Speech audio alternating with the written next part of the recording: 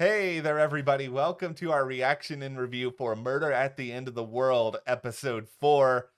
Great news. We made it inside. We're out from the cold. Our helmets are off. Neither one of us have a concussion, at least as far as I know. No, we didn't have to have any tracheotomies like Sean, which is good news for her because I think she's the killer. I think not, question mark. She is definitely involved because, as all of us amateur sleuths know, the killer likes to insert themselves into the case. And that is exactly what Sean did this entire episode. She was right in there being like, so tell me about this. Tell me about that. Oh, yeah, you're going to take me up here and show me all the sort of Morse code that's going on. I was like, man, you are just eating well for a killer.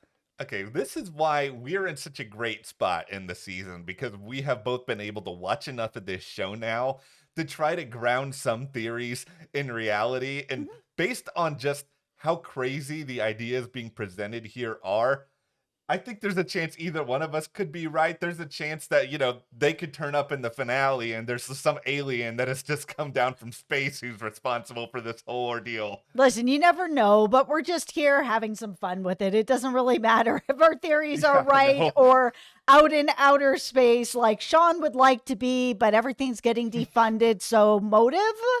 Absolutely. Yeah. Yes, there is some motive there. But before we get too far into this, I just want to remind everybody that every week we have live streams going on all about A Murder at the End of the World, where we dive even deeper into them. They're over on our Patreon. We'll leave a link for you in the description below if you want to join us for those live streams, because they are a lot of fun hearing your guys' theories and diving even deeper. Yeah, this show is a total blast. And thank you to everyone on Patreon for your support.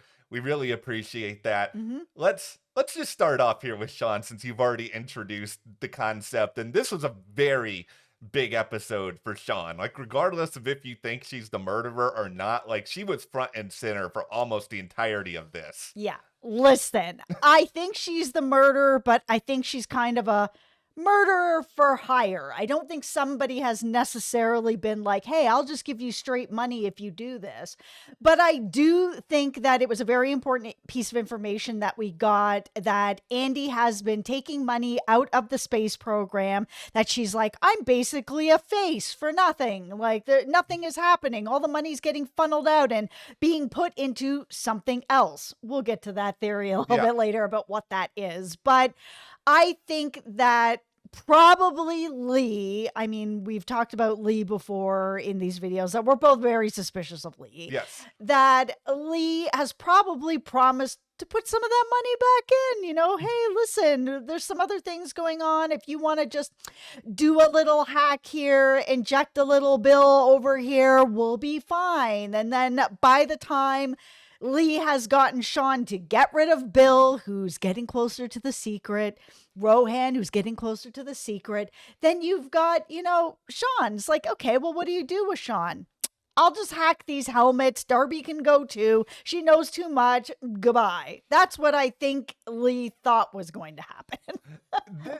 It took a turn. Let's just put it that way. It took a turn. Now, I think the biggest credibility with this Sean theory to me is especially this idea that Sean almost died. And I think anytime you can put like a potential killer in that sort of situation, I think we've both seen enough murder mysteries over the years to know that that is a great way to get yourself off the suspect list, to make it look like you were like one step away from being a victim. Yeah, absolutely, for sure. I don't think that this was like Sean hacked her own helmet to make it look like this. I mean, like, that's going pretty far to get to this point that you have to have a tracheotomy to like live and cast suspects somewhere else. Like, I don't think it was anything like that. I think it was whoever kind of brought her in to do this was like, okay, I'm done with Sean now. I don't need her anymore. Darby getting too close. We'll just hack these helmets. It'll all be fine.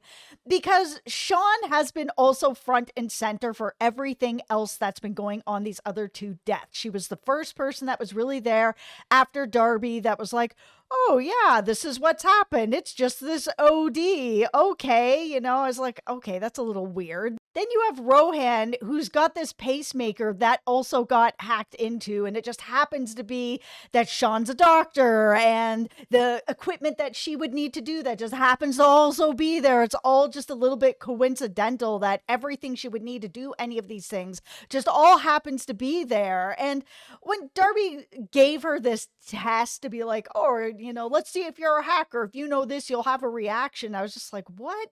That is like, if this person, Sean, is a killer, she's not going to be tipped off that easily by something like that. She's a doctor, she's an astronaut, like she's playing with a lot of money. Like it's going to take a lot more than just throwing something like that out there to like throw her off the scent. So we know that she can hack stuff as well. So there's so much smoke on Sean. I just don't think she's the only one involved.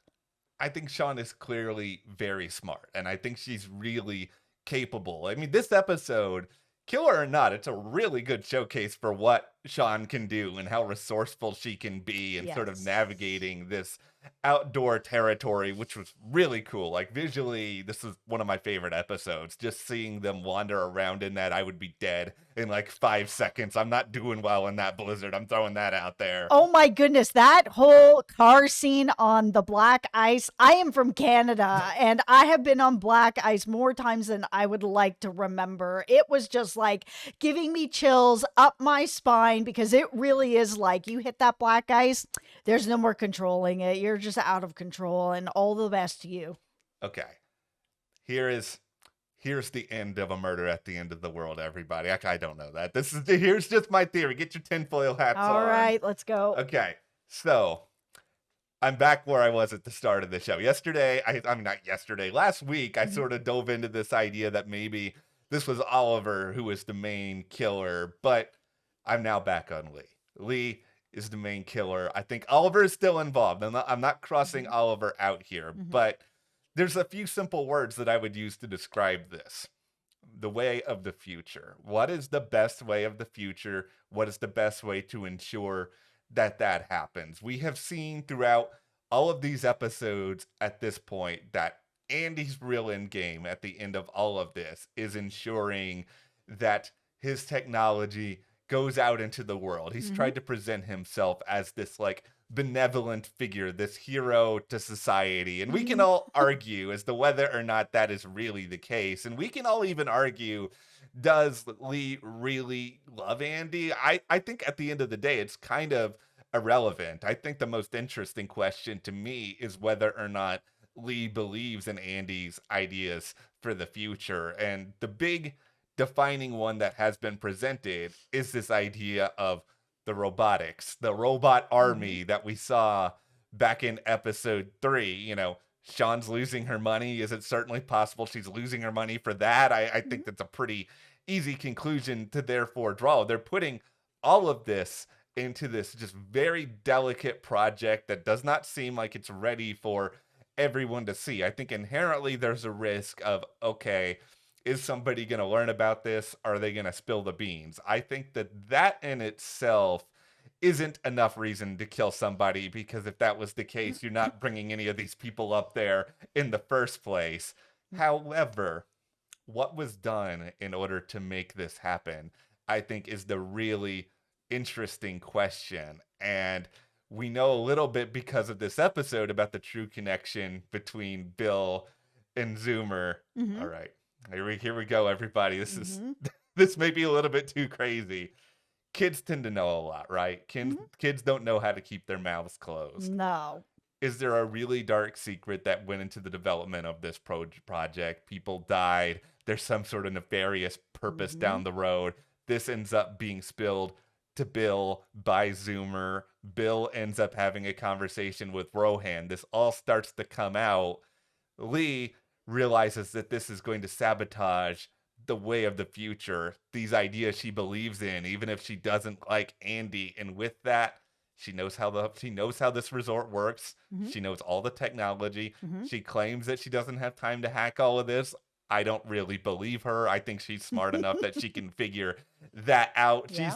She's going to know how to execute every single thing that is being done here. Also, it is Britt Marling's co-creation. She's going to give herself a great role. No, that's a great theory. Thank you. Yeah. Okay. So now we're going to get into my theory, which is kind of out there. So I don't know. It's probably your theory, but we're going to see what's going on here. So my theory is, and I mentioned this in the last video, but I'll bring it up again because I feel like a little more material is coming together for my theory, which is that we all know now that Zoomer is Bill's kid. I think we all suspected that, especially the last episode where Lee was clearly lying, where she was like, oh yeah, we tried to hook up this one time, me and Bill, but like, you know, it didn't come to completion. So, you know, and then I became pregnant with Andy's kid. You know, it's like, okay, yeah, right. Whatever. That's fine. But the math worked out that it was like, okay, well, it's obviously Bill's kid, but is that enough for Lee to just kill a bunch of people over that Andy doesn't find out? No, that's really weak. That's not what's going on here. I think that Zoomer is part AI, part tech, part human, and that Lee and Andy ended up doing some sort of really off the books, cutting edge, like experiments on their son. And because of that, I think that whatever tech is inside Zoomer, it belongs to Andy's company. And that's one of the reasons that Lee was like, a toast to getting out of here, whatever it was, you know, to freedom, whatever it was, is she knows she can't leave now because Zoomer is not just her kid anymore. Zoomer is actual property of this company of Andy's. And that if Bill ever finds out that Zoomer is his, it's not just about him being the dad, but that he would have enough parental rights to figure out what these two did to this kid, and that this stuff was obviously not legal and not, you know, anything that they can do legally. So they would be in jail for the rest of their lives. You know, they have their kid taken away from them, all of that. That there's a lot more on the line that's worth killing over, which is, I don't want to go to jail. I don't want my kid taken from me. You know, Andy doesn't want to go to jail. He doesn't want his kid taken from him. That I think Bill found out that they have done something to Zoomer, that he is not all human. He is some sort of half human, half tech hybrid.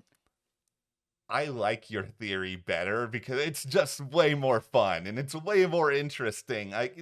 And maybe Oliver's involved. It could be. I mean, it would be kind of hilarious if really this is just sort of a marriage of our two theories kind of coming together and being right in the end, because, you know, Oliver is a robotics expert and he's got more skin in the game at this point than just about anyone out there, even if we don't know that much about him. But I just feel like this show is going to go in a really crazy direction, and there's going to be some sort of secret like buried underneath all of it. And with Lee, regardless of if she's the killer or if she's not the killer, I think we all should be suspicious of somebody who is, number one, being willing to be involved in this environment for this long a period of time, and also just continuing to kind of push forward amidst, at this point, there's a couple of people who have died. And yes, they have tried to, oh, you know, we're going to bring some people in, but there's the storm. There's all these different complications that are making it difficult. Sure, I understand all of that, but these people are just too calm for what this situation is. I would be running around screaming at this point because I would just be like,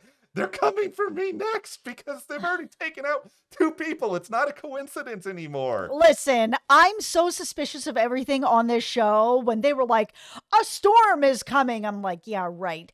Oh, an avalanche has wiped out the road. Sure, it has. Then they like, Sean turned on the radio and I was like, oh, okay. This is just like, you know, the security guard in the other room being like, there's a storm coming. You know what I mean? Because they had all their laptops taken, which I thought was really weird. And I was kind of like, I didn't really understand why the guests weren't more on that. to be like, why do you need to take my laptop? You just told me the internet is out. Like, I can't keep my laptop and maybe play like solitaire or something. Why would you need this from me? No. What are you going to do about it? You're going to wrestle me to the ground over my laptop? Like, get out. It's very, very odd.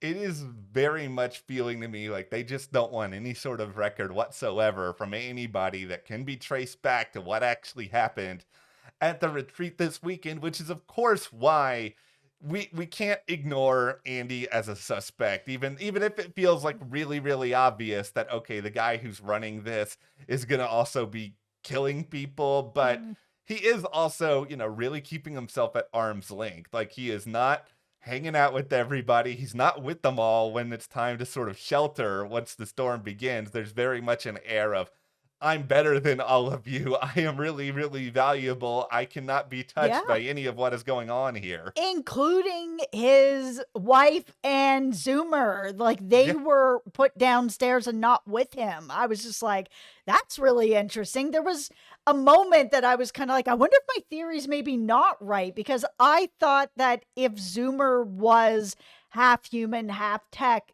Zoomer would have been with his dad. I think it's complicated because I think there's a good chance this is right because it's so interesting, but I think it's also if you're Andy, are you desperate to make people not suspicious of anything? And if you're gonna be like, okay, yeah, I'm gonna bring my son to come up here, but no, Lee, you are not allowed, and she has to sit back there. Like that's not a great look for Andy in that sense. And being like, oh, the kid's with his mother. I mean, on paper, I can buy it a little bit, but I still can't buy the okay, I'm not bringing my family with me part of it. That's just odd.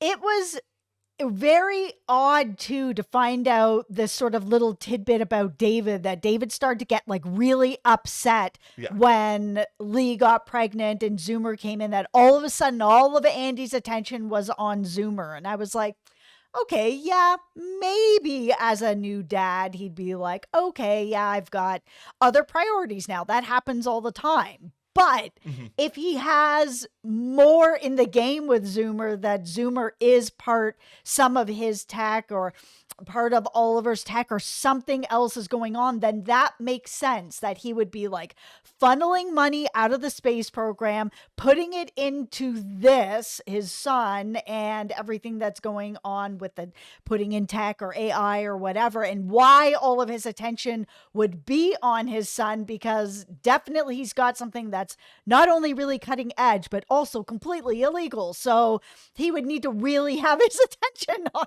this.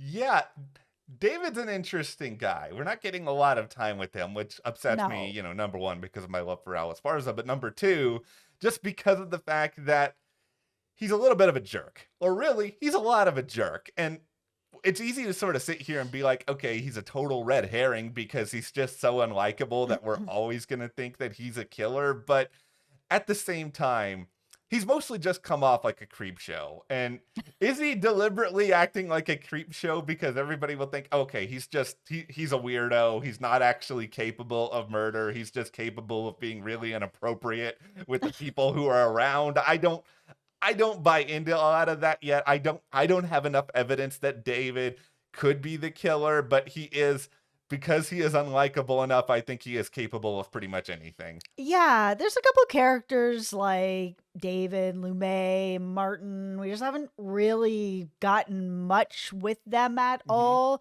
So I'm kind of hoping that none of them are actually the killer, because we haven't really gotten much of anything unless we start to get some in this next episode, because there's not that many episodes. So if it's kind of like by the time we get to the end, it's like, oh, Lumet is the killer. It's like, okay, well, where was all that? Like she was barely on this show.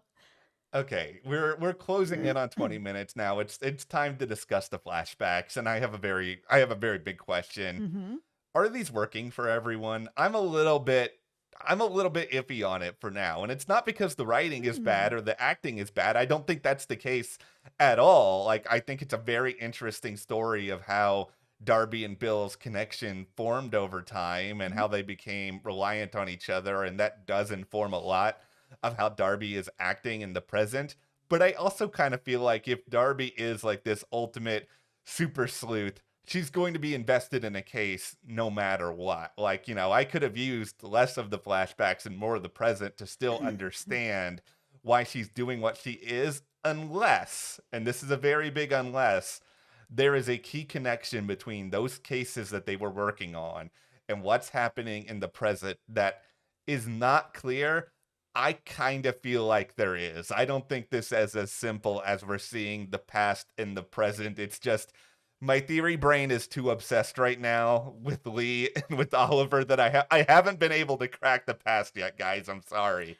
I really like the past. Okay. And I think part of the reason that I really like it is because Bill isn't just somebody who came up there and died, that he is somebody that's extremely important and to Darby, and we're getting how deep their relationship is, and that some of the stuff that he said in the past is coming to play now in the present, like where he was like, oh, my mom saw this psychic, and even though I want 7 kids, the psychic told my mom that I'm only going to have 1 kid and it's going to be with someone I slept with 1 time, and then here comes Zoomer with the same sneezing problem that he has, right? So I think that that's part of what's going on with us getting the past, is that she's getting these things where she's like, oh, okay, connection. But for me, seeing the two of them, of sort of their relationship and growing and stuff like that, like, I don't know, I really like their love story. But it does make me wonder, because we still have never seen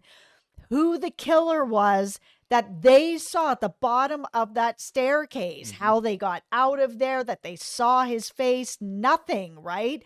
So is it David? Is it somebody who's there? Is it Andy? Is it somebody there that maybe they didn't see their face properly? I don't know. Like, maybe there is a bigger connection. I hope so. Like, I think a lot of where I'm coming from is simply that because this is a pretty short series. Too short. Yeah, I want to spend a lot of time with some of these people you mentioned, Martin, Lumet, and we're not seeing enough of them for my taste, and we're spending all of this time in the past, and so I'm kind of finding myself at odds at times with all of this. I am hoping it's because Bill is still alive. Oh, right, we're doing this again. Listen, this does feel like I have a lot of trust in Brit and Val, and I feel like at the end of this series, we're going to get a better sense as to why everything has been put together this way. Yes. And I will probably be sitting here taking all of these words and just like eating them on this video and just being like, I was wrong. I'm sorry for questioning you guys. I hope that's the case. I love getting egg on my face in certain scenarios here when a show knows better than I do as to what it's doing. Hey, we're not here to be like, our theories are right, we're the best, anything like that. It's just, we're just here talking it out, We want to hear your theories as well. Like, who do you think is the killer? Do you think there's more than one? Because, that's where I'm kind of leaning right now, that it's Sean working under Lee with promise of funding, and Lee is now like, I don't need you anymore, bye. The whole fun of this show is the element of surprise, and I think if they can pull off a surprise that not only neither of us, but also most of you guys don't see coming, like, what a success that would be at the end of all of it. Like, I'm excited about the idea that there are multiple people potentially involved here. I'm excited about the idea about ties to the past. I'm really bummed we're already past the halfway point of this. I know, it's just, it's going by so fast. And I know that this is supposed to be a limited series, but who knows? Big Little Lies was supposed to be a limited series. I mean, True Detective, we could sit here and name off a million of them that were supposed to be one shot. And then we're getting, a second season of 9 Perfect Strangers. So you never know. Don't kill Darby. As long as she is alive, we can have more. Thank you guys for hanging out with us, sharing theories. As Jess said earlier, join our Patreon. We've got that link in the description below. Every week we are doing live streams all about a murder at the end of the world. And thank you to our patrons for your support. That means so much to us. We'll see you guys here next time.